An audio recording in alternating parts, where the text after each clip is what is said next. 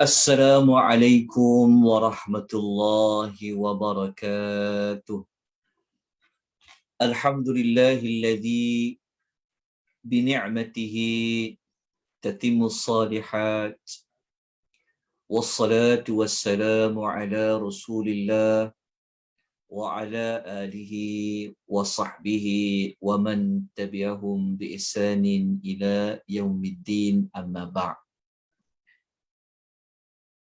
Sidang jemaah kaum muslimat, puan-puan yang Allah rahmati lagi Allah kasih sekalian, syukur kita kepada Allah Subhanahu wa taala pada pagi ini dapat lagi kita bertemu buat kali yang ketiga, siri yang ketiga pembelajaran kita berkenaan dengan tadabbur surah Asy-Syarah ataupun disebut dengan surah Alam Nashrah Laka Sadrak.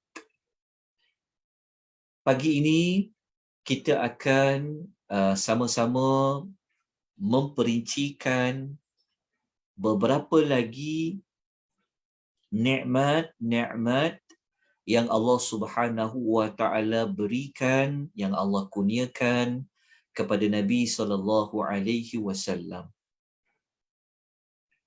Nikmat yang pertama yang telah pun kita ketahui dalam surah Al-Nashrah adalah nikmat diberikan kelapangan dada oleh Allah Subhanahu wa taala kepada Rasulullah sallallahu alaihi wasallam.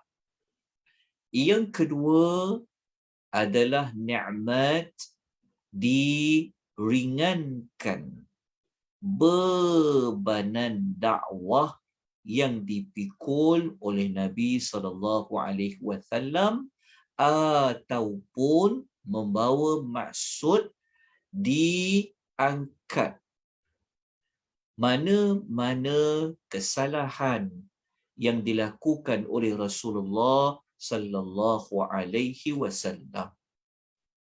Maka pada pagi ini kita melihat, kita akan membicarakan nikmat yang ketiga yang Allah ada berikan kepada Nabi sallallahu alaihi wasallam, iaitu nikmat ditinggikan nama Nabi sallallahu alaihi wasallam.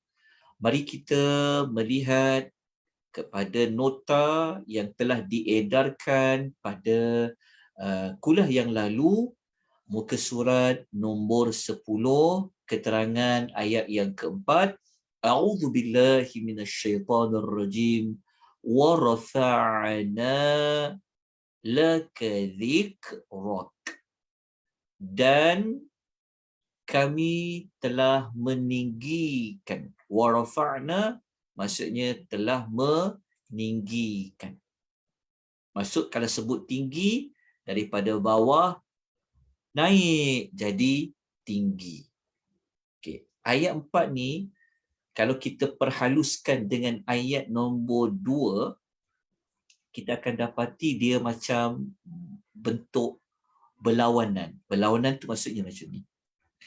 Kalau ayat 2 Allah menghilangkan, maksud dia kalau kita baca tempoh hari, wa wada'na ni maksudnya Allah meletakkan bawah. Ayat 2 ni benda yang ada di atas diletakkan ke bawah. Maksudnya beban tu banyak sangat berat, maka dia dijatuhkan, diletakkan di bawah. Bermaksud apa? Bermaksudnya dihilangkan. Kalau ayat 2 ni maksudnya daripada beban yang tinggi dijatuhkan. Maksudnya dihilangkan, diringankan. Okey. Kalau ayat 4 kita baca tadi, daripada bawah Allah tinggikan. Itu dia panggil susunan ayat yang kalau kita perhaluskan, kita amati betul-betul, kita akan nampak dia cantik susunan tu. Ada yang mula-mula tinggi, Allah jadikan dia ke bawah. Ada yang mula-mula rendah, Allah tinggikan. Jadi ayat 4 ni apa yang Allah tinggikan? Laka dzikraka. Sebutan namamu. Maksudnya Nabi ni dia menjadi zikir, menjadi sebut-sebutan. Oleh siapa? Oleh manusia-manusia yang ada pada sebelum zaman Nabi lagi pun. Sampailah pada hari kiamat. Nabi ini dia menjadi sebutan. Maknanya bahasa mudah kita, Allah Ta'ala lah yang telah memberikan Nabi ini menjadi masyhur. Okay. Jadi kita lihat huraian ayat 4. Dekat sini kita jumpa perkataan zikraka kan, zikraka. Kita selalu sebut zikir, zikir. Okey. Apa maksud zikir tu? Okay. Saya ada nukilkan ulasan Muhammad Quraish Shihab, Pak Quraish Shihab dalam tafsir dia Misbah. Beliau mengatakan perkataan zikir ni dari sudut bahasa adalah maksudnya menghadirkan sesuatu dalam benak fikiran, sama ada kita ucap dengan lidah ke kita tak ucap. Maksudnya zikir dikaitkan, maksudnya kita ingatlah. Kita ingat sesuatu dalam pemikiran kita. Sama ada kita sebut benda yang kita ingat tu ke kita tak sebut, tapi kita ingat. Itu zikir. Kenapa? Ia bertujuan untuk mengingatkan sama ada sebelum ni telah terlupa ataupun nak memantapkan lagi, mengingatkan lagi apa yang sudah sedia ingat. Itu dipanggil zikir. Maksudnya ayat ni Allah kata, dan kami telah meninggikan namamu, meninggikan bagimu zikraka. Maksudnya Nabi ni dia menjadi zikir. Menjadi zikir maksudnya menjadi sebut-sebutan. Orang ingat dalam benak pemikiran sanubari, orang ingat Nabi sallallahu alaihi wasallam. Okey. Apa contoh Nabi ini mendapat nikmat disebut-sebut namanya? Okey. Seperti mana ulasan Dr. Waba Az-Zuhaili dalam Tafsir Al-Munir, dia kata contoh Allah jadikan Nabi ni menjadi sebutan antaranya bila? Okey, antaranya ketika azan. Ketika azan kan kita akan jumpa kalimah syahadah. Sebab tu kalimah syahadah dipasangkan antara syahadah kita terhadap Allah dan syahadah kita kepada Nabi. Maknanya setiap kali azan nama Nabi akan disebutkan. Okay. Contoh lain ketika iqamah. Allahu Akbar, Allahu Akbar. Asyhadu an la ilaha illallah wa asyhadu anna Muhammadar Rasulullah. Ketika di dalam tasyahud, kita juga ada menyebut nama Nabi sallallahu alaihi wasallam. Ketika memulakan mana-mana khutbah, mana-mana perbahasan, pengucapan, kita akan selalu puji dan selawat pada Nabi sallallahu alaihi wasallam. Okay. Secara umum, maksud ditinggikan nama Nabi ni, maknanya Nabi ni dia menjadi famous, menjadi masyhur. Ingat ya, pada pelajaran kita dapat ni, Allah yang memasyhurkan Nabi sallallahu alaihi wasallam. Okey. Apa maksud ditinggikan nama Nabi ni? Ada dua sudut. Sudut pertama, secara zahir. Secara zahir, memang kita dengar, kita nampak dengan jelas, memang Nabi ni selalu disebut namanya. Dipasangkan namanya apabila sebut tentang Allah, dikaitkan dengan Nabi. Macam syahadah, kita sebut tadi itu. Secara zahir, itulah maksud ditinggikan nama Nabi, maknanya disebut-sebut dalam ibadat-ibadat, dalam beberapa perkara-perkara yang tertentu. Itu secara zahir. Secara tidak zahir, maksudnya secara yang maknanya, secara yang kita tak nampak, sebenarnya Nabi ni, dia dah dikenali dah sebenarnya Nabi SAW ni sebenarnya dia sudah dikenali walaupun Nabi Muhammad SAW ni belum lagi dilahirkan.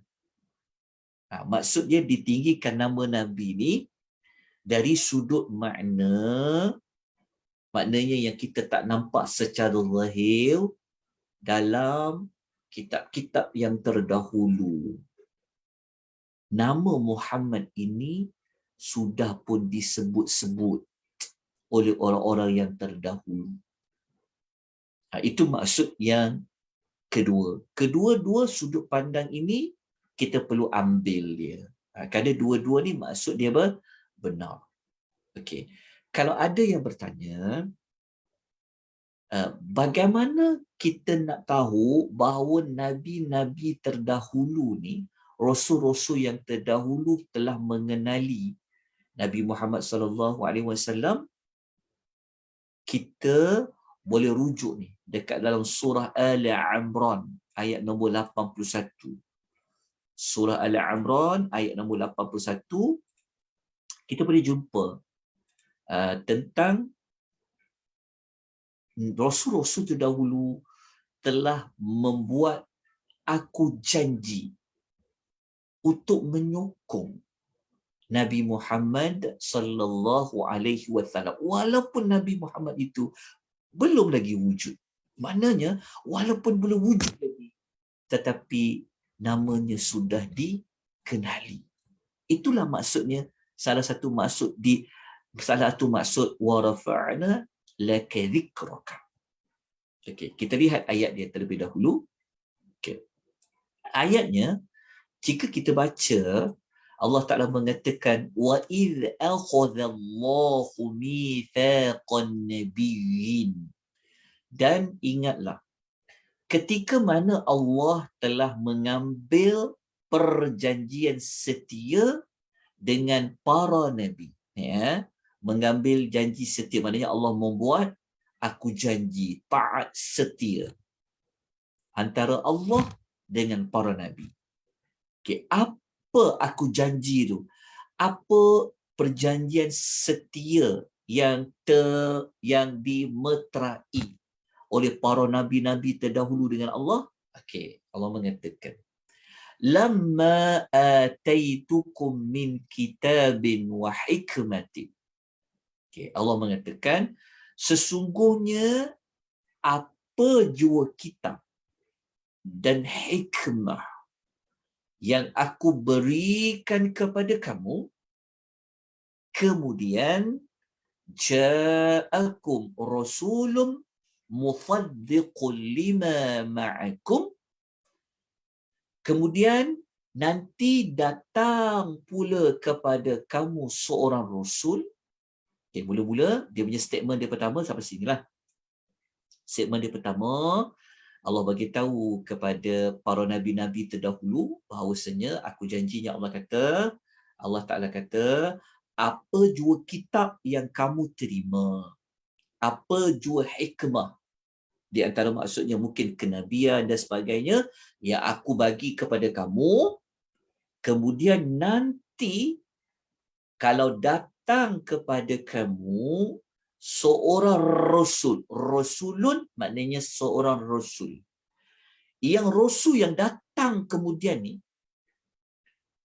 dia akan mengesahkan apa yang ada pada kamu. Okey, maksudnya Allah beritahu kepada nabi-nabi terdahulu. Okey, disebabkan korang dah dapat kitab, korang dah dapat hikmah, dah menjadi rasul, dah dapat kepandaian, kefahaman, nanti kalau datang kepada kamu seorang rasul, rasul ni dia akan membenarkan, dia akan menyokong, dia akan mengesahkan apa yang ada pada kamu.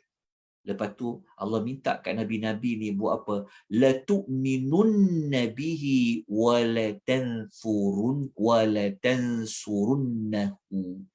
Allah kata nabi yang datang tu nanti hendaklah kamu beriman bersungguh-sungguh kepadanya dan hendaklah kamu bersungguh-sungguh menolongnya.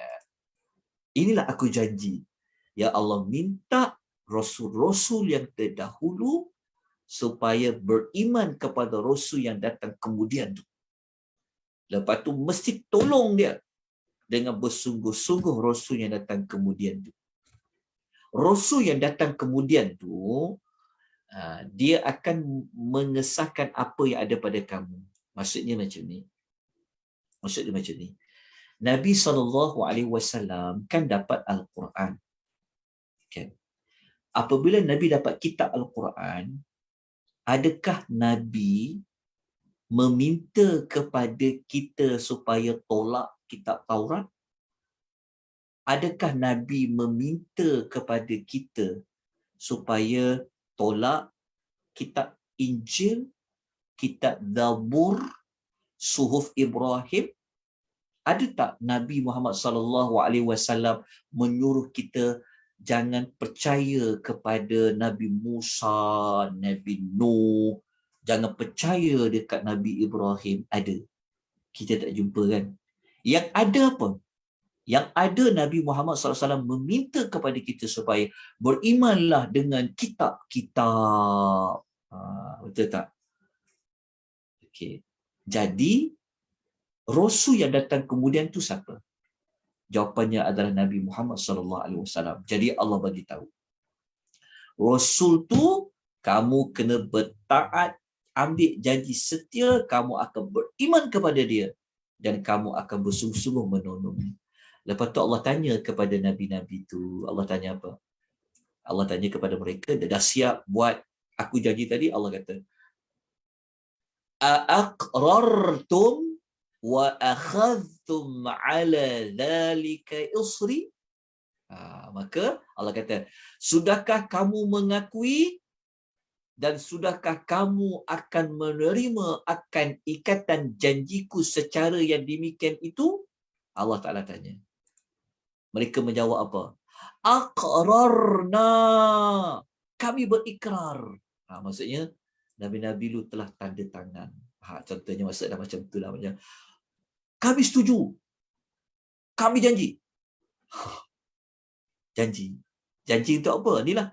Nak beriman kepada Nabi yang datang kemudian tu. Nak tolong dia. Lepas tu Allah Ta'ala kata, kalau macam tu, fashhadu wa ana ma'akum minasyahidin. Allah Ta'ala kata, kalau macam tu, saksikanlah. Allah kata, kalau macam tu, kita cari saksi. Maka saksi itu siapa? Nabi-Nabi itu menjadi saksi dan Allah itu juga menjadi saksi bersama-sama dengan kamu. Dalam bahasa moden kita, okey, tanda tangan. Saksi mana? Cop dia. Jadi, dekat sini menunjukkan, ayat ni menunjukkan rupa-rupanya Nabi-Nabi lain ni telah berjanji untuk bantu Nabi Muhammad SAW. Sebab itu, kalau kita belajar kisah Nabi Isa kan, Nabi Isa kan dia akan turun nanti akhir zaman. Nabi Isa dia turun akhir zaman, dia akan berhukum. Maksudnya waktu dia turun selepas akhir zaman, sebelum kiamat, selepas dia membunuh Dajjal, selepas Ya'juj dan Ma'juj telah terbunuh, Nabi Isa dia akan memerintah bumi. Masa dia perintah bumi tu, dia guna kitab Injil tak? Dia tak guna kitab Injil. Dia menggunakan syariat yang ada pada Al-Quranul Karim.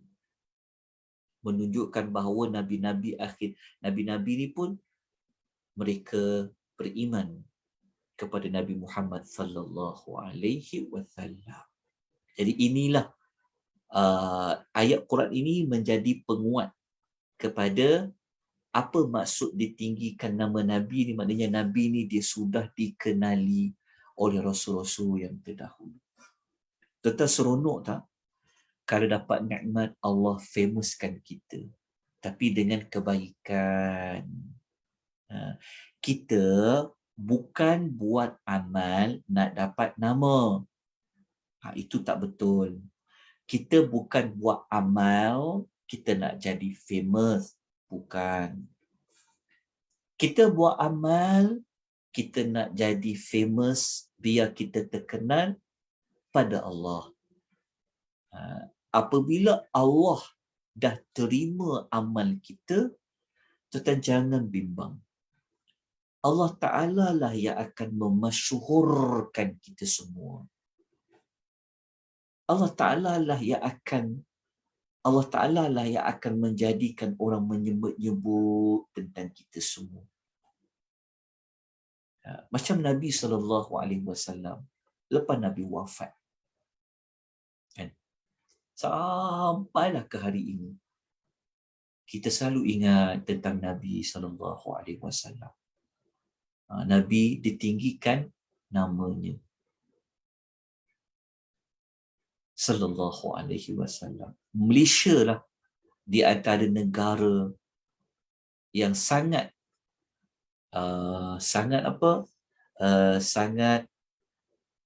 meninggi-ninggikan nama Nabi, sehingga kan banyak cuti-cuti dalam perayaan Islam ni dikaitkan dengan Nabi sallallahu alaihi wasallam. Contohnya cuti apa? Ma'al Hijrah baru-baru ni kan, cuti Ma'al Hijrah. Kan, mengingatkan apa? Perjuangan Nabi sallallahu alaihi wasallam. Walaupun tarikh hijrahnya salah, tak apalah, rayakan je lah sempena mengingatkan Nabi hijrah. Kenapa saya rasa tarikh dia salah? Sebab hijrah Nabi bukan bulan Muharram, tapi pada bulan Rabiul Awal. Tapi tak apalah, kan, ingat juga pada Nabi sallallahu alaihi wasallam. Ada cuti apa lagi? Ada cuti nuzul Quran. Ingat waktu peristiwa Nabi menerima Al-Quran. Ada cuti apa lagi? Ada cuti, apa lagi cuti dalam Islam ni ya? Cuti siapa pun tak apa ingat sebab kerja sendiri kan, tak perlu sangat cuti ni. Kan, Isra Mi'raj Ustaz. Ya, Isra Mi'raj bulan Rejab. Ingat dekat Nabi SAW. Alhamdulillah. Negara kita ni dia bagus ya. Dia ingat pada Nabi SAW. Tapi tak cukup ingat sajalah. Tapi kena ikut apa yang Nabi suka untuk kita lakukan. Okey. Macam mana kita nak padankan ayat yang keempat ni dengan nikmat-nikmat yang sebelumnya? Okey. Saya dah sebut pada siri pengenalan dulu, kalau masih ingat dia begini. Okey ya. Kalau kita ingat, okey begini. Okey, cuba kita tengok dekat muka surat nombor 4. Seperti saya kata, ini adalah nota yang lama tapi boleh masih diguna pakai. Okey, kita tengok dekat sini. Okey, gini ya. Okey, tengok susunan dia. Okey, saya dah sebut dekat pengenalan dulu. Okey. Mula-mula dilapangkan dada, kan? Dilapangkan dada, dihilangkan bebanan, ditinggikan nama. Okey. Ingat tak kita ulas minggu lepas, bebanan dekat sini kita ambil maksud yang kedua tentang apa? Tentang dosa. Kita dah kupas dah minggu lepas. Okey, bebanan dekat sini juga merujuk kepada dihilangkan dosa oleh Allah. Maknanya Allah menghapuskan dosa Nabi SAW. Kalau Nabi ada melakukan. Walaupun pada hakikatnya Nabi itu maksum. Okey. Apa berkaitan ketiga-tiga nikmat ini di antara satu sama lain? Okey. Dosa ni, tengok ya, dosa duduk tengah-tengah kan? Okey. Dosa ni, apabila kita tidak berdosa ataupun kita bersihkan dosa kita, dia ada kaitkan dengan dada. Kenapa dengan dada? Okay, ingat tak?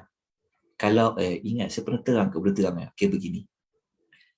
Dosa, kalau kita buat, dekat mana dosa itu akan ditanda? Dekat buku amal tu adalah, kan? Tapi dekat mana dosa tu akan ditanda? Dicatat. Dan maksudnya dosa kita buat ni dia ada di tanda tau. Kalau mata kita berdosa, ada tanda mata kita berdosa. Kalau tangan kita berdosa, ada tanda pada tangan. Cuba tengok tangan tuan-tuan dan perempuan, ada tak tanda berdosa?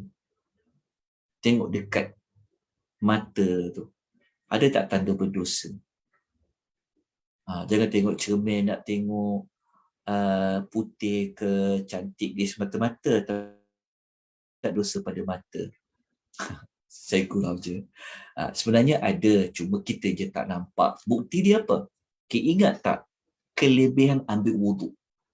Ingat tak kelebihan mengambil wuduk? Kan kalau kita ambil air semayang, dalam hadis Nabi kata, apa yang gugur daripada muka ni? Kan kita basuh muka dengan air semayang kan? Dosa-dosa yang ada dekat muka kita ni gugur bersama dengan air semayang tu. Dosa apa dekat muka tu? Dosa mata. Gugur. Dia ikut air semayang. Apabila kita basuh tangan kita yang berdosa ni tangan ni banyak sangat ni. Tangan ni banyak bergerak ni. Tangan ni lah yang banyak buat banyak perkara ni. Kan? Ngangkat barang, menulis, menaik, pegang telefon. Tak lepas-lepas telefon tu. Kan? Apa lagi? Tangan kan? Okey. Jadi tangan ni kadang-kadang banyak dosa dia. Ada kesan dosa tu, ada kesan dia. Maka macam mana nak hilangkan dosa tangan ni? Ambil air wuduk, semayang, ambil air semayang, bukan air semayang je lah, air wuduk, dia gugur bersama dengan air semayang tu. Itu yang kita dah pernah belajar, tentang air wuduk tu. Okey. Begitu juga dosa yang kita buat ni dalam tubuh badan kita ni, dosa kita kalau kita buat, dia akan ada satu titik hitam yang dititik dalam hati kita, dalam jantung hati kita tu, dia akan ada satu titik hitam. Apabila kita istighfar, kita minta ampun kepada Allah, maka hati kita tu menjadi terang balik, dia putih balik. Tapi kalau kita tak istighfar, kita tak minta ampun, maka titik hitam tu akan ada dekat situ. Buat lagi dosa, tambah lagi satu titik hitam. Lama-lama apabila titik hitam tu dah banyak, maka hati tu boleh menjadi mati. Ini bermakna dosa yang kita buat ini dia memberi kesan pada jantung hati kita. Ada kesan pada jantung hati kita. Sebab dosa ini dia dititik hitam pada hati kita yang ada pada dada kita. Sebab tu kalau kita nak kaitkan, kenapa dihilangkan dosa ini, lepas tu selepas disebutkan lapang dada, kerana dada ni dia ada kaitan dengan dosa. Jadi kalau dosa ini dihilangkan, dada kita sebenarnya akan menjadi elok. Maksudnya hati kita yang dekat dada tu dia ada kaitan. Sebab dosa ni sebenarnya dia menyebabkan kita jadi salah. Dia akan menyebabkan kita rasa bersalah. Kita rasa tak tenang. Dia bagi kita serabut. Kan? Itulah dosa.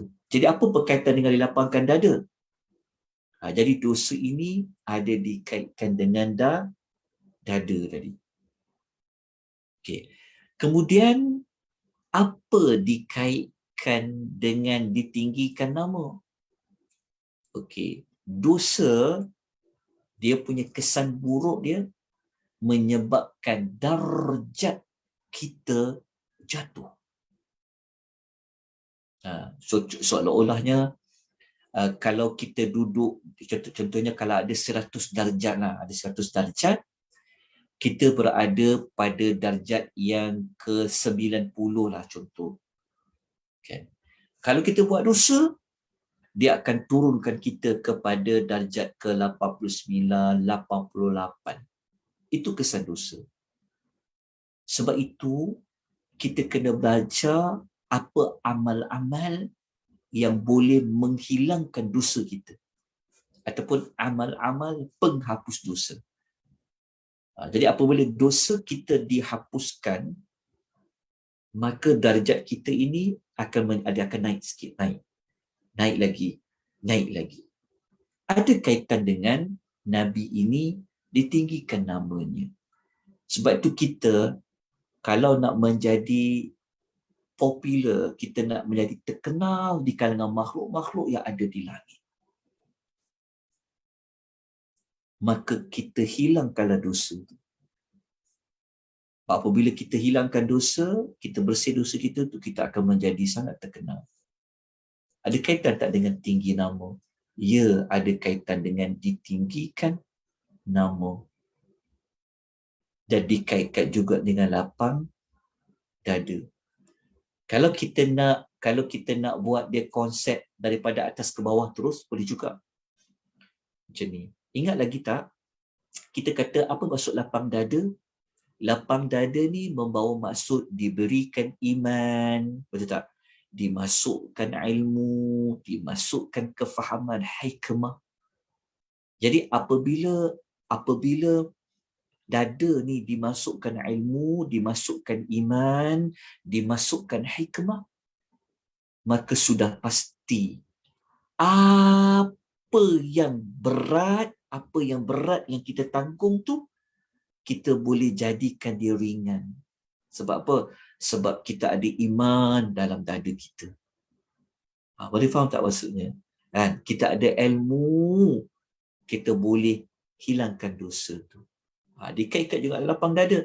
So apabila dosa itu hilang, apabila kita dapat melalui bebanan dakwah itu, kita rasa ringan, kerana dia ujian, kita tempuh dia dengan penuh sabar, sebab dada kita dah lapang. Ingat lagi tak saya ada nukilkan cerita Nabi Musa nak kena pergi jumpa Firaun? Ingat lagi? Kenapa Nabi Musa itu dia minta permintaan paling awal-awal, dia minta supaya dia dilapangkan dada oleh Allah. Sebab dia tahu beratnya lah nak pergi jumpa Firaun ni. Kalau jumpa Firaun ni memang cari maut lah, tempah maut lah. Tapi apabila dia dapat lapang dada, nampak tak perkaitan dia? Apabila dilapangkan dada, maka bebanan nak jumpa dengan Firaun itu akan menjadi ringan. Lepas tu siapa yang ikut kisah Nabi Musa, dia akan tahu betapa Musa ni berani. Ada juga sifat takut tu, tapi keberanian dia itu, dia maksudnya mula-mula kan Nabi Musa takut sebab dia ada buat kes sebelum ni, tapi disebabkan dia minta kepada Allah untuk dilapangkan dada tadi tu, lepas tu bawa teman saudaranya Harun tu, maka dia jumpa juga depan-depan dengan Musa, dia jumpa dengan Firaun, dengan Haman, dengan pembesar-pembesar dia. Nampak tak? Apabila lapang dada, hilang beban. Hilang beban tu maksudnya bebanan yang kita tanggung tu, dia boleh menjadi ringan. Sampai kan ada orang ni, dia rasa macam hidup ni ringan je bagi dia. Padahal pada pandangan mata kita kesian tengok dia. Kan? Tapi pada dia, alah, tak ada apa-apalah, biasanya lah ujian ni. Sebab apa dia boleh kata macam tu? Kerana dadanya lapang. Nampak tak? Dadanya lapang. So apabila dia boleh melalui bebanan itu dengan baik, ujian itu dengan baik, maka dia akan menjadi terkenal. Terkenal sudah pasti dia dikenali di sisi para malaikat. Sebab apa tuan-tuan? Tuan-tuan, amal kita ni sebenarnya naik ke langit tau. Tiap-tiap hari naik ke langit. Pagi petang. Tambah-tambah lagi hari Isnin. Hari Isnin amal naik juga. Isnin dan Khamis amal mingguan naik. Buku laporan naik ke langit. Waktu zuhur sekejap lagi, waktu zuhur ni, ini adalah waktu pintu-pintu langit sedang dibuka. Siapa yang pernah belajar tajuk semaya rawatib, Solat zuhur, Nabi suka buat 4 rakaat sebelum zuhur. Sebab apa tahu? Sebab sembahyang rawatib masa zuhur ni, waktu itu adalah pintu-pintu langit sedang dibuka. Nabi kata, biarlah pintu langit tu dibuka, amal aku ni naik ketika mana pintu langit itu dibuka. Jadi amal kita ni naik. Oh, tahu ni amal siapa, ni amal siapa naik ke langit. Jadi ada kaitan sebenarnya ketiga-tiga perkara tu. Termasuklah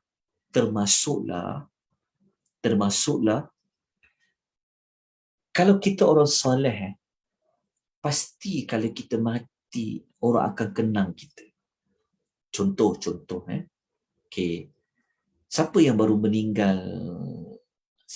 meninggal pagi tadi ke semalam? Tan Sri Khalid kan, bekas Menteri Besar Selangor. Siapa yang kenal beliau, tahu jasa baik beliau, orang akan ingat tahu. Dialah orang yang memberi air percuma bertahun-tahun duduk kat Selangor ni, tak kena bayar air. Dialah orang pertama yang buat benda tu ketika dia berdas. Tentulah dia orang korporat. Maksudnya begini. Pernah dengar tak hadis yang Nabi SAW pernah puji pada satu jenazah dan Nabi pernah cela satu jenazah. Masa jenazah tu dibawa dekat depan nama Nabi, dibawa dekat Nabi, lalu Nabi kata wajabat. Nabi kata pasti. Bawa pula jenazah yang kedua, Nabi kata pada dia wajabat. Nabi kata pasti.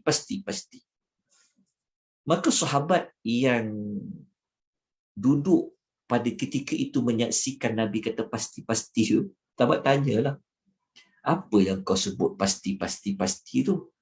Maka Nabi pun kata, pasti yang pertama, jenazah yang pertama pasti syurga, pasti dapat syurga. Yang kedua dapat neraka. Kata para ulama hadis, yang kedua tu orang munafik. Okey. Sebab itu siapa-siapa kalau namanya itu ditinggikan dengan cara Allah menyebut namanya, itu di antara salah satu laluan nak masuk ke dalam syurga. Sebab Allah memberikan penyaksian yang baik kepada si mati. Macam tu juga, siapa pernah mendengar, membaca, mengikuti cerita hadis perjalanan roh naik ke langit selepas mati? Siapa pernah melihat dengan hadis Al-Barra bin Azib radhiyallahu anhu? Kalau tuan baca hadis tu dia sangat menarik. Hadis tu dia memberikan kita semangat nak jadi orang beriman. Sebab kalau kita mati dengan puan, roh kita akan dibawa melintasi langit-langit. Kita jadi famous sebenarnya apabila kita mati. Sebab tu kita janganlah cari masyhur dekat dunia. Kan dari sudut ibadat lah, tapi dari sudut kalau dalam bab dunia kita kena famous lah, pasal nak jual barang kenalah orang tahu. Itu berbeza lah. Bab dunia ni tak apa, memang kita kena kenalkan diri, betul tak? Kan tidak macam orang tahu produk kita.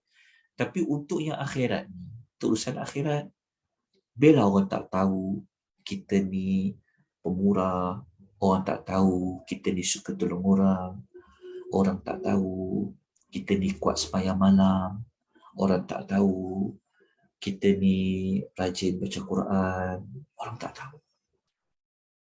Tapi kalau kita baca hadis Al-Barra bin Azib tu, malaikat berebut-rebut nak ambil roh orang yang beriman tu mati, nak dibawa naik ke langit. Sebelum naik ke langit lagi sudah dipakaikan pakaian daripada syurga dan diletakkan wangian. Maka ketika malaikat tu bawa roh tu naik kepada langit pertama, semua malaikat-malaikat di langit tu bertanya-tanya, roh siapa yang kau bawa ni? Roh siapa yang kau bawa ni? Wangi dia. Sampailah langit yang kedua, ketiga, sampailah yang ketujuh. Maknanya nak menunjukkan kepada kita semua bahawasanya ditinggikan nama kita ni sangat berkait rapat dengan dosa kita, sangat berkait rapat dengan macam mana bebanan yang kita pikul tu kita hadapi. Macam Nabi SAW, bebanan dia sudah pasti kena berdakwah. Allah ringankan bebanan dakwah Nabi. Walaupun kita tengok hidup Nabi ni sedih sangat. Kalau baca kisah Nabi ni, ya Allah, tak ada waktu rehat Nabi. Kan? Tapi kenapa dia boleh tempuh semua tu? Kan? Kenapa dia boleh tempuh hidup dia macam tu? Kerana dia telah lapang dada. Yang kita sebut tadi tu, dilapangkan dada, nikmat berikut dihilangkan bebanan. Macam juga dengan kita. Jadi kalau kita nak tinggikan nama, Allah nak tengok macam mana kita menempuh bebanan. Kita semua ni ada bebanan ya. Bebanan dari sudut apa ni? Nak tunaikan apa yang Allah perintah ni bukan senang tau. Nak tinggalkan apa Allah larang ni bukan senang. Tambah-tambah lagi kita dikelilingi dengan manusia-manusia yang tak menyokong kita. Bayangkan, kalau kita ada anak beranak 5 orang, ada suami, contoh kan, ataupun ada isteri, kesemua ni orang yang bertentangan dengan kita. Ush, rasa bebannya. Tapi ingat tak kita kata, minta Allah lapangkan dada. Kadang-kadang, bukan kita tak mampu, tapi sebab, tu kata dosa tadi tu ada kesan juga lah. Memberi kesan pada emosi, dia akan merosakkan, kotorkan dada kita. Kita dah buat perkaitan dah tadi. Jadi kalau kita boleh lalui ujian hidup, bebanan tanggungjawab, beban tau. Nak tunaikan tanggungjawab sebagai isteri dah satu isu. Nak tunaikan tanggungjawab sebagai seorang anak, kalau ada mak dan ayah, dah kena tunaikan lagi. Banyak beban tau, banyak kerja. Bukan sikit kerja. Memang hidup dekat dunia ni, memang Allah bebankan dengan banyak kerja kena buat. Sebab syurga je tempat kita berehat. Ya, kalau fikir-fikir rasa macam, kita pernah sebutkan, sampai kan rasa macam, aku ni, kadang-kadang kita bermonolog sendiri kan. Bermonolog kadang, aku ni tak ada langsung masa untuk diri aku sendiri. Kan? Aku tak ada masa untuk diri aku sendiri. Aku banyak masa habis dengan anak-anak, dengan suami, dengan kerja, dengan apa. Diri sendiri langsung tak ada masa. Kan? Macam tu kadang-kadang kita fikir kan. Tak apalah, carilah waktu tu. Mungkin nak cuti sekejap, bawa diri. Kan? Tapi sebenarnya, ingat tak, ambil balik surah Duha tu. Gabung. Kan Allah kata, walal akhiratu khairul laka minal ula. Tempat kita berehat sebenarnya adalah syurga. Syurga. Itulah sebenarnya. Lepas tu kalau kita gabung Al-Duha dekat Al-Nashrah, kan kita sebutkan 2 surah ni turun direct. Nanti saya perkaitkan balik dengan surah Duha sekejap lagi, ayat-ayat ni. Jadi begitulah maksudnya. Dapat perkaitannya. Kenapa disusul lapang dada dulu? Kita dah sebut. Kenapa lepas lapang dada dihilangkan bebanan, dihilangkan dosa? Apa perkaitan? Lepas tu ditinggikan nama pula. diletakkan setelah dihilangkan dosa ataupun dihilangkan bebanan. Apa berkaitan ditinggikan nama dengan lapang dada? Inilah ayat-ayat Al-Quran yang memberikan kita keberkaitan. Okey, tapi 3 nikmat ni dari siapa? Jawapannya adalah daripada kami, iaitu Allah. Allah yang sama yang mengurniakan 3 nikmat ni kepada Rasulullah sallallahu alaihi wasallam. Jadi kita jangan kita kata, oh ini untuk Nabi saja. Tak, Allah Maha Hidup. Ya, kita boleh dapat nikmat ni. Jadi kalau kita nak kaitkan dengan surah Al-Duha, apa berkaitan tiga-tiga dengan surah Al-Duha? Ada berkaitan dia. Okey, contoh. Ingat tak kita sebut itu? Saya sebut contoh saja supaya kita ingat lagi kita belajar pada surah Al-Duha tu. Apa kaitan lapang dada dengan nikmat yang sebelum ni? Kita ingat tak nikmat sebelum ni Nabi pernah jadi anak yatim. Tuan-tuan, anak yatim jadi anak yatim, dia di dada rasa dada dia lapang tak? Kalau dia tengok orang lain ada ayah. Kan pergi kat sekolah. Contohlah kita ambillah macam contohnya macam hari ibu bapa ke contoh kan. Cikgu kata okay, semua kena bawa ibu dan bapa. Semua bawa ibu atau bapa datang. Tapi kita ni tengok, kita bawa nenek kita, kadang kita bawa makcik kita. Pasti anak-anak yang yatim dia akan rasa macam orang lain ada ayah, tapi aku tak ada ayah. Dan dia pun akan jadi, ada kaitan dengan dada? Ya, dia kaitan dengan dada. Dia rasa macam sedih dia. Ingat tak kita sebut dalam surah Al-Duha, Nabi ni Allah Allah cukupkan hidup dia, betul tak?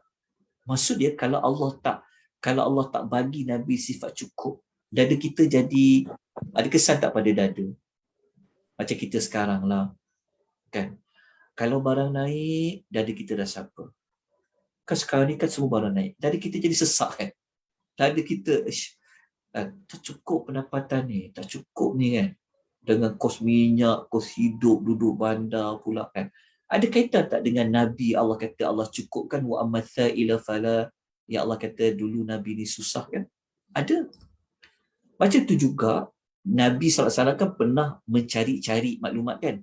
Nabi kan wa amadzalan fahada. Kan Nabi sebenarnya mencari-cari apa tu Islam, kan? Jadi Nabi ni menjadi sesak, menjadi cari apa tu Islam. Lepas dapat wahyu, oh Islam. Ada kaitan dengan isi kandungan surah Alam Nashrah. Sebab itu kita sebut, ada para ulama kata surah Ad-Duha dengan Alam Nashrah ni satu surah dan bukan dua surah. Tapi pendapat yang benar mengatakan dia dua surah yang berbeza, tetapi ia memberikan objektif yang sama. Sebab dua surah ni dia turun sekaligus. Lepas turun surah Ad-Duha, turunnya surah Alam Nashrah. Dan masih ingat lagi pada minggu lepas, pada mula-mula kita sebut bahawa pada siri pertama surah Al-Nashrah ni surah yang ayat-ayat dia berbentuk apa? Berbentuk macam memujuk, memberi motivasi, menggembirakan, menceriakan, rasa bahagia sangat. Kan? Dapat lapang dada, dihilangkan bebanan, dihapuskan dosa, ditinggikan namanya. So agak-agak Nabi macam mana perasaan dia apabila Allah yang datang pujuk dia? Sebenarnya Allah nak pujuk kita lah, sebab kita yang baca Quran tu Nabi tinggalkan untuk kita. Jadi orang baca surah Al-Duha, orang baca surah Al-Nashrah, sebenarnya Allah sedang menghiburkan kita. Lepas tu kita kena belajar tadabbur, macam mana nak melihat sudut pandang ayat ini dengan kehidupan kita. Okay, kita masuk kepada ayat 5 dan 6. Ya, kita masuk kepada ayat 5 dan 6. Okey. Okey, ayat 5 dan 6. Okey, kita terus kepada kejap ya, saya padam sekejap. Okey, saya padam ayat ni. Okay, setakat ni boleh ikut, boleh faham, jelas, ada mana-mana yang saya perlu membuat pengulangan. Boleh. Boleh saya teruskan dengan ayat yang ke-6. Ayat yang ke-5 dan ayat yang ke-6. Boleh kan? Mesti jawab dia boleh. Boleh Ustaz. Alhamdulillah, syukur pada Allah. Okey, kita pergi kepada ayat yang ke-5 dan ayat yang ke-6. Okey. Ayat yang ke-5, Allah menyebutkan tentang فَإِنَّ مَعَ الْعُسْرِ يُسْرًا. Justru itu, maka bahawa sesungguhnya, bersama sesungguhnya, ni terjemahan macam ni boleh jugalah. Okey, tiap-tiap kesukaran, al-usri ni susah ya. Al-usri maksudnya adalah susah. Ya. Okey, Allah kata tiap-tiap yang susah, ma'a disertai. Ma'a ni maksudnya bersama. Bersama yusron, kesenangan. Okey, cuba perhatikan baik-baik ayat ni. Ayat ni Allah sebut susah dulu ke Allah sebut senang dulu? Susah ke senang dulu? Susah dulu kan? Susah berbenar nak jawabnya kan? Susah dulu, okey. Susah kan? Kenapa Allah sebut susah dulu baru senang? Kenapa sebut susah dulu baru senang? Ingat tak kita dah ulas dekat surah Duha dan sebagainya? Ingat lagi tak dekat teladan yang kita bincang tempoh hari? Nak menunjukkan kepada kita bahawasanya memang Allah ciptakan dunia ni, hidup sebagai manusia ni sebenarnya dalam kesulitan. Ingat lagi kita bawa ayat surah Al-Balad tu, ingat tak? Laqad khalaqnal insana fi kabad. Allah kata, sesungguhnya benar-benar telah diciptakan manusia itu dalam kesulitan. Manusia yang Allah cinta, paling cinta, Khalilullah, kekasih Allah, Nabi Muhammad pun Allah badikan hidup dia penuh kesulitan. Betul tak? Sebab tu salah kalau kekasih dekat dunia ni, dia nak menyenangkan je kekasih dia. Tak. Itu salah tu, itu namanya kita manjakan. Sepatutnya cara kasih, bukan semua benda kita nak dia jadi senang aja. Tak. Sebenarnya. Allah Ta'ala telah menjadikan kita satu contoh manusia yang paling Allah sayang pun mengalami kepayahan hidup. Apanya kita sebut tadi tu. Nabi sendiri tak ada ayah, tak merasa kasih sayang seorang ayah. Kita berpuluh-puluh tahun merasa kasih sayang seorang ayah. Cuba buka balik gambar-gambar lama tu. Ada tak gambar dengan ayah? Kan sampai TikTok dengan ayah pun ada. Tak apalah. Kan Nabi sulit hidup dia. Kan Nabi ni hidup cukup-cukup makan aja. Kan Nabi ni sendiri kan umur 40 baru nak tahu Islam tu apa. Kita umur berapa kenal Islam? Umur berapa kita kenal Islam? Kita kenal Islam daripada sekolah tadika dah. Kita dah pergi, dah belajar 6 tahun, kita dah tahu apa tu Islam. Nabi umur 40 masa jadi Rasul baru tahu iman tu apa, Islam tu apa. Maknanya siapa lagi yang hidup susah? Nabi ke kita? Nabi lah. Mesti orang tanya, Nabi pun hidup susah ya? Itulah hidup. Sebab tu Allah Ta'ala nak bagi kita satu role model. Hidup ni memang adalah untuk lalui kesukaran. Sebab hidup ni ujian. Sebab tu Allah sebut dulu seri susah baru senang. Tetapi rahmat Allah, kasih sayang Allah, Allah Ta'ala tidak membiarkan kita di dalam kesusahan ini berpanjangan. Kasih sayang Allah tu, perhatikan baik-baik. Allah datangkan ya ma'ani, maksudnya apa? Disertai, bersama. Bersama sepatutnya lebih tepat. Maksudnya, waktu Allah nak bagi kita satu-satu ujian kesukaran, Allah dah hantar dah sebenarnya bersama kita yusran, kemudahan. Ya. Contoh macam COVID lah. Contoh paling dekat lah dengan kita semua. Bimbang juga sekarang ni, naik kes ni. Contoh. Pada susah tak? Susah Allah bagi. Ramai tak orang susah? Ramai. Tapi kalau kita faham ayat ni, sebenarnya kesukaran COVID tu, sebenarnya Allah dah bagi dah kemudahan. Sebab itu, siapa yang dia kenal Allah, dia faham hakikat ujian tu, dia akan dapat rasa sebenarnya, alah, susah ni mesti ada hikmah dia. Mesti ada kemudahan. Kan COVID kan. Apa kemudahan tu dapat rasa? Dapat belajar kelas online. Betul tak? Sampai sekarang dah tak nak dah pergi kelas bersemuka. Betul tak? Duduk rumah sambil makan keropok, sambil makan buah, sambil buat kerja pun dah. Dapat banyak kemudahan tu. Online. Dapat bekerja dari rumah, work from home. Kadang-kadang bagus juga. Kan? Lepas tu nak nikah senang, tak payah keluar duit banyak-banyak. Rupanya boleh nikah ya secara online. Boleh.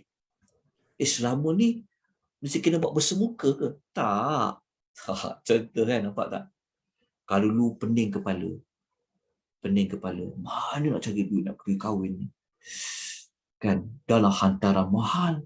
Tengok pula SPM berapa, degree berapa, perempuan tu kerja apa. Kalau selebriti lagi mahal, contoh kan. Tapi kita selamat, duit banyak jimat sebab apa? Sebab tak ada jamuan dekat tetamu, tak payah nak fikir, nak sewa dewan. Banyak tau. Apa lagi? Tanya pada setiap orang, mesti dia akan ada jawapan. Sebenarnya di sebalik dia susah tu, ada benda lain yang Allah bagi. Percayalah. Kalau dia ambil waktu, dia fikir, dia cari. Sejak PKP ni, sejak susah ni, apa yang aku dapat? Kebaikan. Di sini Allah Ta'ala mengajar kita.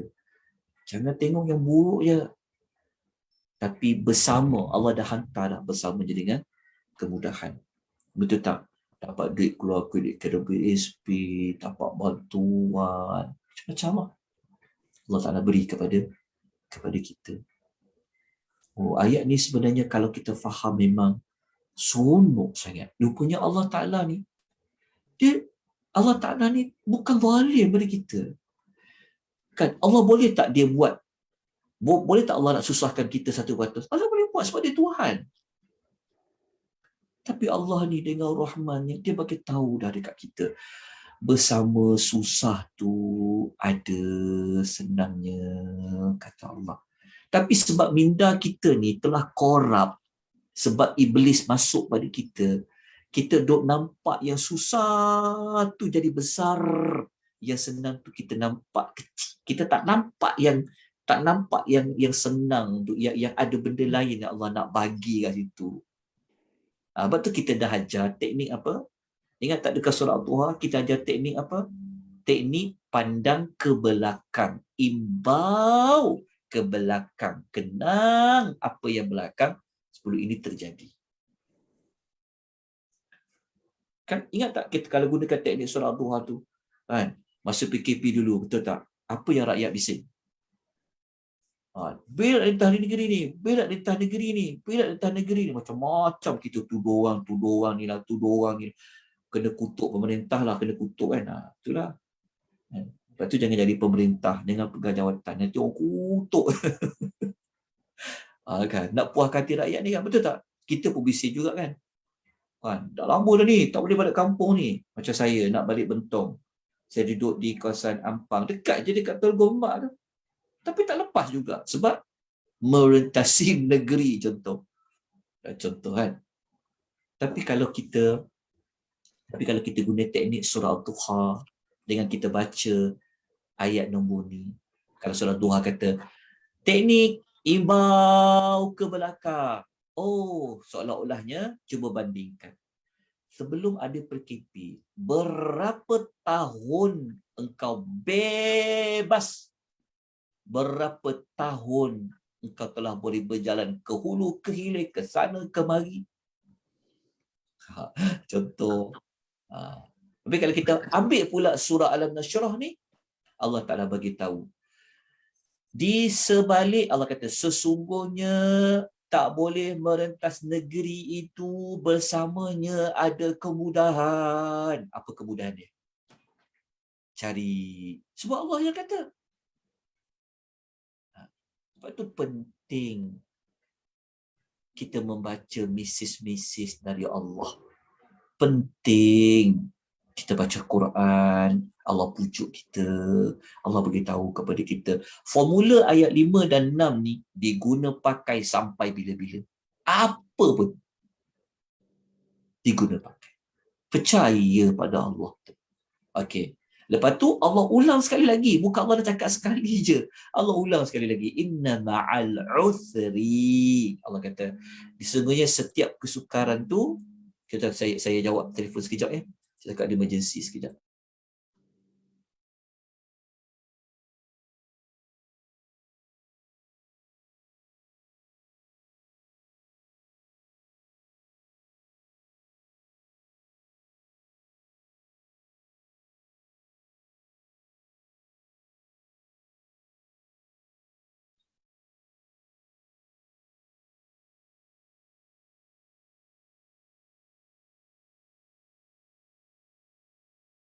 Okey, tuan-tuan dan puan-puan. Saya sambung sikit lagi ya. Sikit lagi.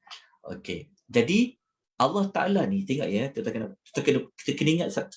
kena ingat begini ya. Okey. Kalau Allah Ta'ala nak menegaskan sesuatu, salah satu tekniknya, Allah akan menggunakan kaedah membuat pengulangan. Ingat ya. Kan Allah mengulang 2 kali. Kan Allah ulang. Ayat 5 kan diulang sama sebiji. Ada ma'a, ada inna, ada inna. Ada ma'a, ada ma'a. Al-usri, al-usri. Dia kata macam ni lah. Kan? Ada ma'a, ulang sekali lagi. Ada usri, ulang sekali lagi. Ada yusron, ulang sekali lagi. Maknanya Allah Ta'ala nak emphasize maklumat ni. Maknanya Allah bagi tahu, tiap-tiap yang susah tu dah dihantar dah kepada kamu kemudahan. Lepas tu saya kata, nak dapat kemudahan ni lah. Nak dapat kemudahan ni lah tadi yang ambil pada ayat yang awal. Terima dulu, iman dulu, lapang dada dulu. Lapang dada dulu. Kenapa Allah bagi aku musibah ni? Lapang dada dulu. Kalau anda buat tadi tu lapang dada, minta anda akan jumpa kemudahan tu. Percayalah. Yakin. Anda akan jumpa kemudahan tu. Tapi kalau kalau dada kita tak lapang, kita susah nak cari apa kemudahan tu. Apa yang dapat sebenarnya di sebalik susah? Kat situ kita tak akan jumpa punca dia. Okey, jangan nampak. Allah ulang nak menunjukkan bahawa adanya penekanan. Bahawa Allah, kenapa Allah kata tak payah susahlah kalau Allah tu sayang? Bagi je lah senang semua. Tak. Sudah ketetapan Allah. Allah hidupkan kita dekat dunia ni memang untuk kita menempuh sulit. Kan? Tapi baiknya Allah, kasihnya Allah tu, Allah Bagi siap-siap walaupun susah, ada senang. Bersama dah tu, bukan selepas dah. Bersama dah. Allah bagi bersama ni kat dia. Okey, kemudian yang menariknya, perbahasan dekat sini. Kenapa ada tanwin ron? Kenapa ada ron? Kemudian pula, kenapa pada ayat ni dia ada al? Kenapa dekat susah dia ada al? Dekat sini perlukan kepada kehalusan. Okey. Al, kalau al-usri dia adalah kata nama. Ingat mudah je. Kalau dia kata nama verbs, kalau dia nouns, dia akan ada tanda-tandanya, dia akan ada alif lam ataupun dia ada tanwin. Ingat di antara tanda dia. Kalau dia ada alif lam atau dia ada tanwin, dia akan jadi nouns, dia akan jadi kata nama. Okey, ambil dulu maklumat ni. Kata nama. Okey. Kata nama. Okey, kata nama. Okey, dah dapat kata nama. Okey, kita dah jumpa kata nama tu. Kita kena tahu pula kata nama yang jenis mana. Okey. Kalau kata nama ada alif lam L, dia akan panggil kata nama yang khas. Kata nama khas. Ini adalah kata nama khas. Okey. Kalau dia ada tanwin, dia adalah jenis kata nama am. Ada tanwin, dia adalah kata nama am. Okey, jelas dah? Ini kita kena perhaluskanlah. Okey. Jelas. Sebab tu kita memang kena belajar Quran. Sebenarnya daripada kecil, kita dah kena belajar Quran sampailah bila-bila kita belajar Quran. Nak faham. Dia macam ni lah. Kalau macam kita belajar tata bahasa kan, kadang-kadang kita jumpa koma, ada nuktah, kadang-kadang ada tanda soal. Macam tu yang kita kena perhatikan. Jadi ayat Quran ni dia guna contoh ni. Ni adalah kata nama. Al, atau tanwin, ada lam, atau tanwin, dia kata nama. Tapi kata nama kena ada pecahan dia. Kata nama khas. Ada kata nama am. Okey. Dah dapat dua perbezaan ni, macam mana nak tahu khas kalau ada alif lam di depannya? Kalau ada tanwin, dia tak ada alif lam dekat depan dia, dia kata nama am. Okey, istilah Arab khas dia panggil al-ma'rifah. Al-ma'rifah. Ada al-ma'rifah. Kalau am, nakirah. An-nakirah. An-nakirah. Dah tulis dah? An-nakirah. Minta maaf ya, tulis tak cantik sikit pasal saya tulis sebenarnya guna tangan kiri, tapi saya pegang mouse tertikus ni tangan kanan. Jadi saya kena tulis macam ni lah. Okey, boleh ya? Okey, dah tulis dah? Okey, lepas dah tulis ni, tadi kita dah belajar kan? Kita dah belajar kenapa diulang 2 kali usri, yusran, Allah nak buat penekanan. Lepas tu kenapa Allah sebut usri dulu baru senang, nak menunjukkan bahawasanya memang hidup ni sebenarnya kena susah. Nak senang tu kemudian. Tu yang kata pepatah, bersusah-susah dahulu, bersenang-senang kemudian. Betul lah tu, ikut Quran lah tu. Bukan bersenang-senang kemudian bersusah-susah. Kalau bersenang-senang kemudian bersusah-susah, bersenang-senang dulu bersusah kemudian tu, itu orang kafir. Okey, jelas. Konsep kita bersusah-susah dahulu, bersenang-senang kemudian. Itu Allah gunakan susah dulu baru senang. Okey. Lepas tu Kenapa Allah guna sebut susah ada al, sebut senang ada tanwin? Kena tahu dekat sini. Maknanya nanti dekat nota ada saya letakkan sebelum kita selesaikan majlis ilmu kita, sebab kat sini mak saya pun nak kena pergi ambil anak sebenarnya sekolah. Anak kurang sihat tadi sekolah prefer, tak apa, qadarullah, pelan-pelan. Okey, dekat sini macam ni, dekat dalam nota ni tuan baca dekat sini dia begini. Konsep dia, alamak saya ada surah Al-Nasyr. Oh begini. Kalau tuan baca dekat sini dekat sini. Kejap ni penutup nanti kita akan sambung lagi lah. Tapi kita kena buat kelas ganti minggu ni kita kena buat 2 kali, sekali lagi sebab saya nak ganti mana-mana yang kita terlepas ni, banyak kerana tertunda. Okey. Perkataan al-usri susah ada berapa kali? 1, 2 kan? Senang ada berapa kali? Senang ada 1,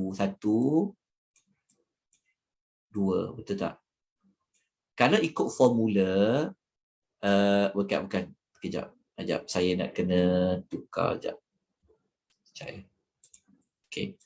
1 susah, 1 susah. 1 senang, 1 senang. Okey, kalau ikut formula, ada berapa susah? Ada berapa susah? Ada berapa senang? Kalau kita kira ikut ayat, mesti kita akan jumpa apa?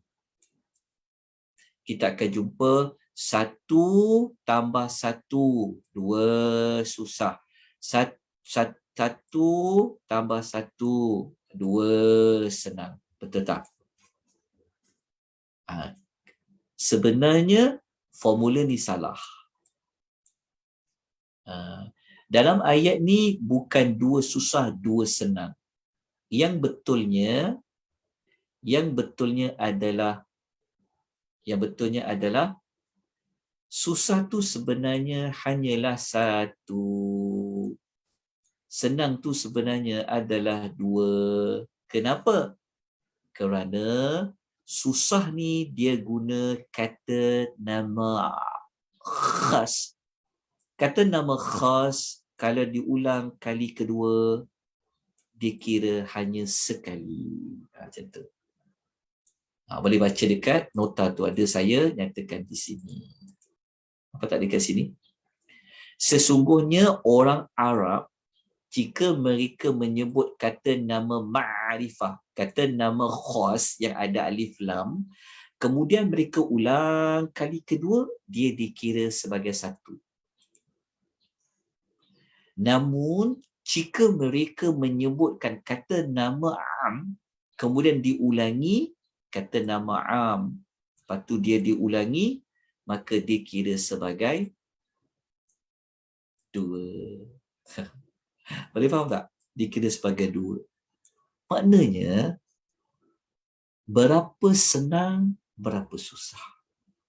Sebenarnya, 2 senang, 1 susah. Nanti kita sambung lagi lah, kelas akan datang kita akan belajar. Maknanya, di sebalik ada 1 susah, Allah dah hantar kepada kita 2 kemudahan. Apa kemudahan tu? Kan? Macam mana kita boleh nampak kemudahan tu 2? Tu insyaAllah nanti kita akan bincangkan lagi pada kelas ganti. Cuma kelas ganti nanti saya bincang dengan Puan Sarah macam mana. Tapi kita perlu ganti. Sama ada nanti bincang hari apa. Hari Sabtu insyaAllah boleh. Kita kena ganti sebab kita banyak kelas yang tergendala 1 hingga 3 kelas juga kot saya rasa. Yang sangat penting untuk kita cepatkan habiskan surah Al-Nashrah ni. Kemudian kita nak kembali belajar Asma'ul Al-Husna. Saya tengah siapkan nota ringkas dia. InsyaAllah nanti saya akan kongsikan. Sekurang-kurangnya kita kenal Allah kita kan. Allah yang ciptakan kita, walaupun Allah bagi kita susah, tapi itulah hidup. Kita memang kena susah. Susah itu sebagai ujian dalam hidup. Tapi janganlah kecewa berpanjangan. Jangan sedih berpanjangan, jangan putus asa. Kerana Allah bagi tahu pada kita bersama susah yang kau hadapi itu dah dihantar dah kepada kau kesenangan dua lagi. Susah tu satu je yang Allah hantar pada kita. Yang penting apa? Lapang dada pada Allah. Lapang dada. Cari lapang dada, itulah hilangkan tadi dosa, ambil dekat surah Wadduha, gunakan teknik imbas balik ke belakang. Imbau balik ke belakang apa yang Allah bagi pada kita sebelum ni. Dah lama dah Allah bagi aku sihat. Berpuluh-puluh tahun aku sihat. Berpuluh-puluh tahun aku dapat duit banyak sangat. Kalau lebih duit aku dapat. Untung berniaga banyak dah. Berpuluh-puluh dah. Tak terkira banyak. Tapi sekarang Allah bagi aku tak sihat. Sekarang Allah susahkan. Kan? Aku dah mula merungut. Aku dah mula rasa nak salahkan Tuhan. Aku dah mula rasa macam nak jadi. Jangan. Gunakan teknik Al-Duha dan gunakan teknik Alam Nashrah. Kita kata, ada sesuatu ni Allah nak bagi kepada aku daripada satu susah ni. Allah dah hantar dah ke aku senang tu. Allah dah hantar kepada aku solusi tu. Apa Itu kita kena lapang dari dulu. Nanti saya akan ajar pada tuan-tuan perempuan nota tambahan tajuk apa solusi kalau kita berada dalam keadaan yang kesulitan. Antaranya yang ni lah. Tapi dia ada lagi ayat-ayat yang lain. Sebab tu tak cukup hanya guna ayat ni lah. Ada pada yang lain. Sebab kita nak cari solusi dia. Apa dua kemudahan tu? Apa yusran tu? Apa yusran tu? Antaranya mula lapang dada tadi. Lapang dada tadi. Tapi kita masih tak nampak lagi ni. Apa dia? Apa dia? Yang itu nanti kita perlukan cahaya suluh. Kita perlukan cahaya suluh kita. Tolong cahaya, mana cahaya tunjukkan aku apa kemudahan tu? Antara cahaya itu adalah pada salat. Ada pada salat. Itu yang dalam surah Al-Baqarah tu Allah kata wasta'inu bis-sabri was-salah. Allah kata minta tolonglah kepada dia dengan sabar. Sabar tu kait dengan lapang dada. Was-salah dan salat. Kenapa dengan salat? Kalau kita belajar hadis, as-salatu nur. Salat itu adalah cahaya. Salat itu adalah cahaya. So, cahaya solat tu yang nanti akan buka kita jalan. Mana yusran tu? Buka jalan. Jelaskan? InsyaAllah. Habis kita kena habis salat nasyrah ni. Dan insyaAllah kita akan jadi satu manusia yang sangat kuat. Seperti mana Nabi SAW. Bukan kuat pada tubuh badan. Tapi adalah kuat pada IQ, kepada spiritual, emotional, intelligent, physical. Allah bagi kita nanti. Allah bagi, percayalah. Kita boleh menjadi ibu yang terbaik kepada anak-anak kita kerana kita bekalkan kepada mereka dengan petunjuk-petunjuk Al-Quran. Kita akan mati. Harta kita akan habis, betul tak? Tapi ia tak akan mati satu. Ia tak akan hilang satu. Tertinggalkan mereka dengan maklumat. Supaya generasi-generasi akan datang. Mereka menempuh hidup ini dengan dia memahami hidup tu apa. Apa yang Allah buat. Apa yang Allah dah beri. Apa yang Allah akan buat. Jadi moga-moga kita dapat merasai betul lah surah ini namanya surah apa? Dilapangkan dada. InsyaAllah kita jumpa lagi nanti. Tapi saya bincang dengan Puan Sarah hari apa nak ganti. InsyaAllah minggu ni kita boleh ganti. Saya minta maaf ya. Salah silap, kekurangan, kelemahan, apa-apa pun yang saya sampaikan. Moga-moga kalau ada mana-mana kesalahan, tolong tegur. Tolong bagi nasihat. Jumpa saya mana-mana pun, tolong tegur. Kalau nampak saya ada salah silap pun, tolong tegur.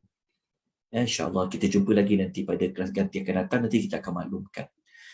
Jadi saya tak dapat buka soalan, nanti kita jumpa nanti pada kelas akan datang, masa kelas ganti tu nanti kita boleh bertanya. Sama-sama kita manfaatkan, sampaikan maklumat ni kepada orang lain agar kita menjadi seorang yang humble, yang benar-benar mengenali erti hidup mengikut perspektif Allah dan Rasul. Kita sudahi dengan aqulu qouli hadza wa astaghfirullahal azim. Subhanakallahumma wa bihamdika asyhadu an la ilaha illa anta astaghfiruka wa atubu ilaik. Wabillahi taufiq hidayah. Wassalamu alaikum warahmatullahi wabarakatuh.